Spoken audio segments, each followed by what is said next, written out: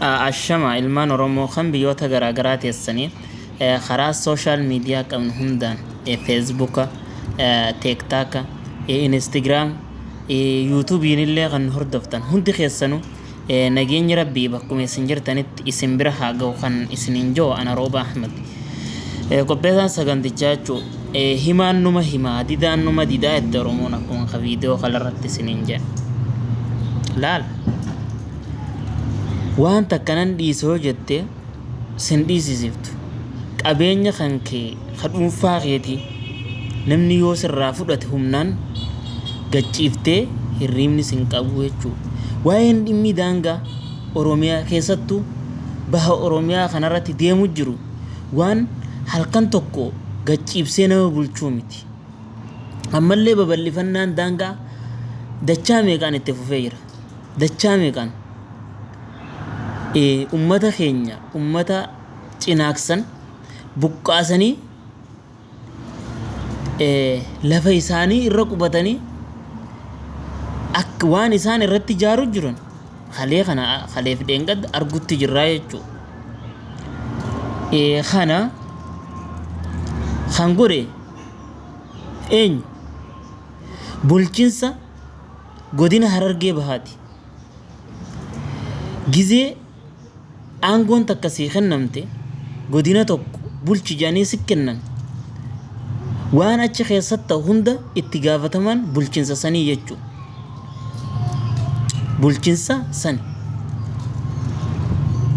ummanni keenya kan qabsoo waggoota dheeraaf godhaa ture akka Somaaleen lafa teenya irra qubattee lafa teenya irratti misoomtuufi no kana dadhabbinni bulchiinsi godinni Harargee Bahaa qabu nama agarsiisaa jechuudha.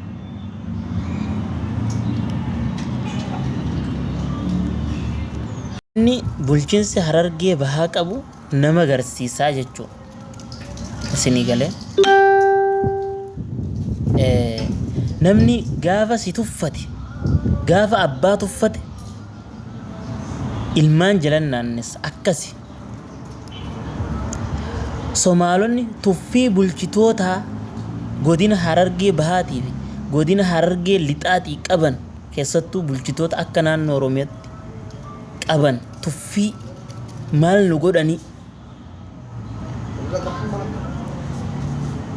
kana jechuudha. Jarri kun aangoo isinirra qabaateetii miti. Aangoo isinirra qabaatee miti. Yoo aangoodha isiniitu irra qaba. Yoo humnallee Oromootu irra qaba. Osoo isin bulchitoonni Harargee Bahaa eessa jirtaniit ummata buqqisanii lafa isaanirra qubatan. Gizee takka takka siyaasa Somaalee kana gizee laale nama dhibe. Amma fakkeenya yoo fudhan naannoo Amaaraa irratti godina Walloo kan haga ammatti bulchiinsa naannoo Amaaraa jala jira. Roorroon adda addaa haaratti deemtu malee buqqisanii Allahu Akbar, Allahu Akbar. Kara biraan godaansisan. Allahu Akbar, Ummanni sun gizee lafa sana qabatan isaan aadaa isaanii fudhachuu amantii isaanillee fudhachuu waan akkasii yaadan. Garuu Somaaleen siyaasni isii siyaasa kufaa siyaasa teknooloojiin waliin gin jaarraa kana keessa lafa takka fakkeenya kaatee weerartee qabatta. Ummata san ummata lafa sanarra qubatu yaa asiin joon deemaa asii lafti teessanii hin joon lafa saniif jala galchee ummataa wajjin aadaa afaan isaanii akkasitti dhaalchisa jechuudha.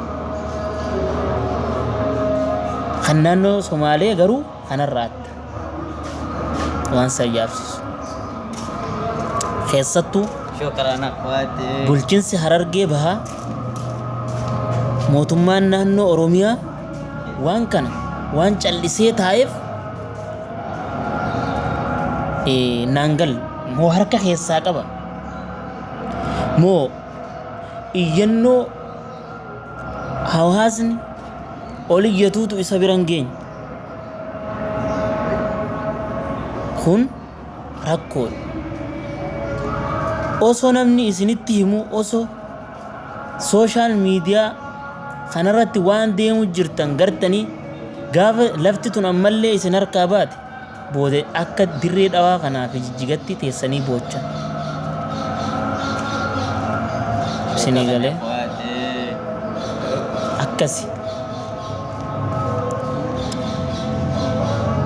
eegee fi sheenaan gama boodaati jenna lafti ammaa tan akka jiru Matakkal Walloo Asoosaa Jijjigaa Dirree Dhawaa Cinaaksan lafti Oromiyaa ta Oromiyaa harka jirturra ta Oromiyaa harka hin jirreetu irra guddoodhaa yoo jenni malti garuu yeroo ammaan tanaa tanarra gisee dhaabbannee ilaallu hedduu nama qaanfachiisa hedduu takka nama qaanfachiisa dhimmi biraa akkuma waliigalattu godinni Harargee bahaatiif lixaa rakkoo gurguddoo keessa jira rakkoon tun qaat akka hiiqqatte osoo nama dhugaan hojjetu aangorra kaan bulchitoonni godina Harargee bahaatiif lixaa akka jirutti dubartoota caasaaleen isaanii gubbarraa ka'ee haga caasaa gandatti hooggantoonni dubartiidha maaliif garuu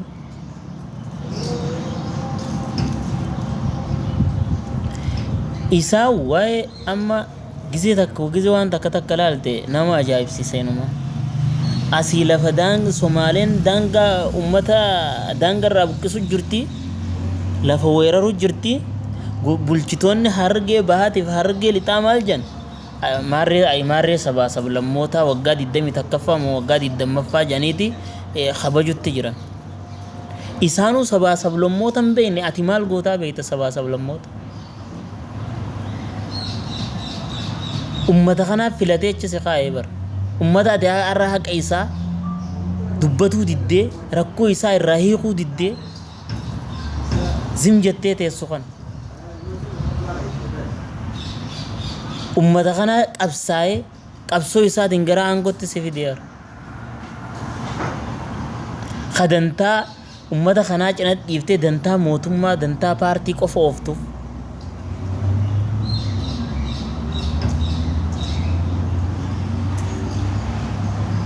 saniifu bulchitoonni Harargee lamaanii xiyyeeffannoon hojii isinitti kenname hojjedha yoo qaamni gartee dhiibbaa isinirraan ga'u jiraate gabbaa ummata dubbadha takka fedhinnaan aangoo gallakkisa bae